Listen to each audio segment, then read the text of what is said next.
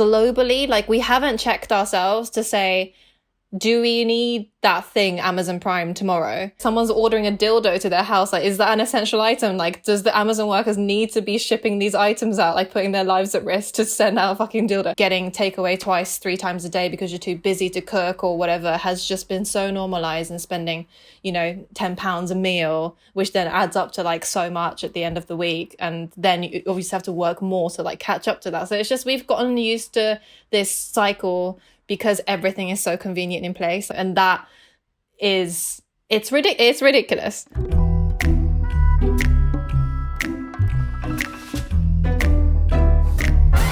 We started off with being like, oh, I want like NERD, and I'd just done STFU. So I played Nate and Chris and Kyle, who were writing it with me, and they were like, oh my God, this is so sick. So then I was like, oh, I really want to like mix this, like I want this to be the second song after that, or something like really nearby, and have like NERD and like Pussycat Dolls kind of write a song together where it's like really chaotic, like once every 4 bars or whatever. It could have really easily turned into that like quite a sexual song, but I was quite like, I was in LA, and LA is like, I love LA, but it's such a world of kind of like a lot and then not a lot at all. Like there's a really big gap between like the rich and poor, and sort of seeing that every day, I was like, we should totally write about this.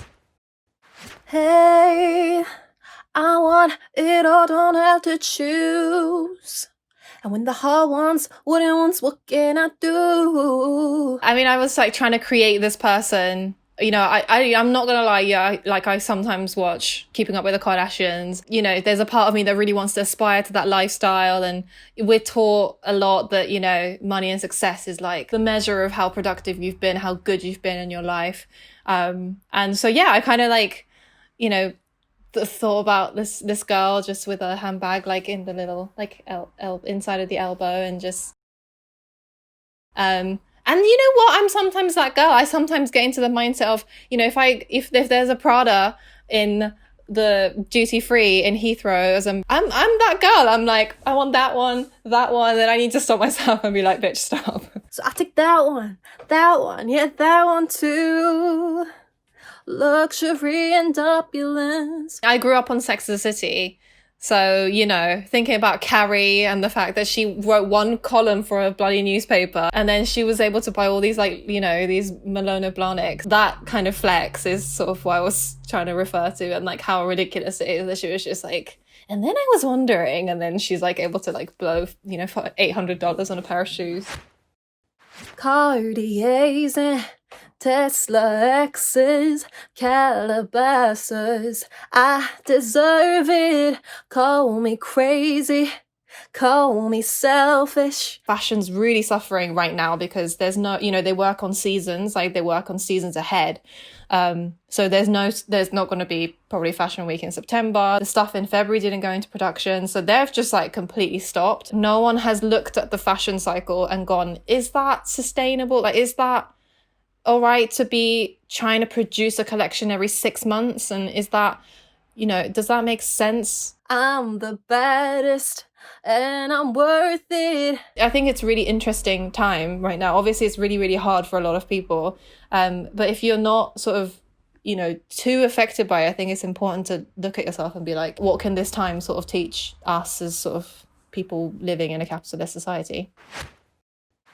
Give me just a little bit of, oh me, oh my, I don't wanna hear, only wanna, oh me, oh my, give me just a little bit, excess, oh me, oh my, give me just a little bit more, little bit of, just like the modern capitalist monster, really. We all have a little bit of that though, because we're taught that that is what gives us value, like gives our lives value, is productivity. And it's definitely like, you know, I'm obsessed with like technology, but I feel like technology was invented to make our lives easier and make us do less. And so we've got more spare time to do stuff, but actually it's done the opposite, where it's actually made us work harder and longer. And so now like productivity and sort of consumerism it's like a hyper speed, because we're able to cram more stuff into the day. It's just this kind of sentiment of more.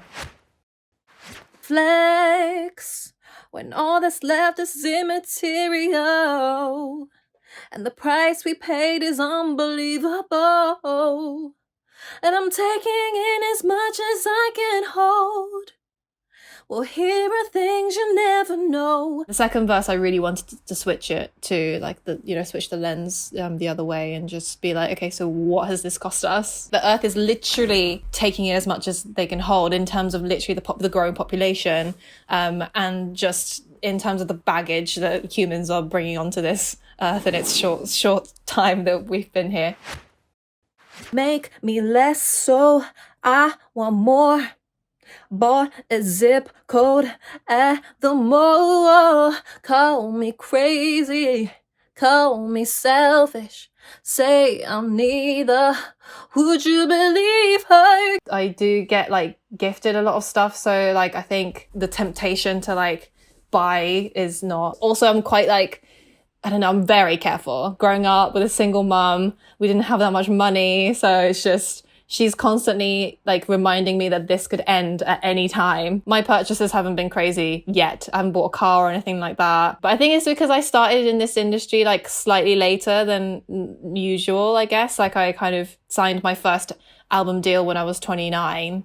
So, you know, I'm not coming into this like a teenager just being like, yeah, I just got given in advance. That's my money. I'm going to like spend it when it's not, it's a loan. But, you know, again, Prada is the one that gets me every time. Prada at the airport is like, come here.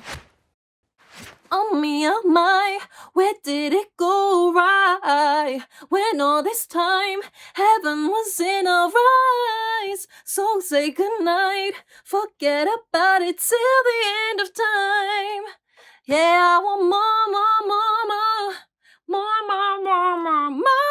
It is serious. Like, it's so serious. You know, people should be taking it seriously. And there was just a time like last year when I went through like serious climate grief, and there was a lot of sort of things on TV about plastic pollution, and like Greta was doing her thing. So, you know, people were really getting more tuned into like conscious purchasing and stuff like that. I think that what everyone can do is live a little consciously and sort of feel those pangs of guilt, like feel those, like, do I need to be getting 3 seamless a day? Feel the little pang of guilt, and then be like, what can I change in my life tiny bit, just so I'm not spending so much, so then I have to earn a lot and then break myself working, and, you know, just how can I just take the foot off the pedal a little bit?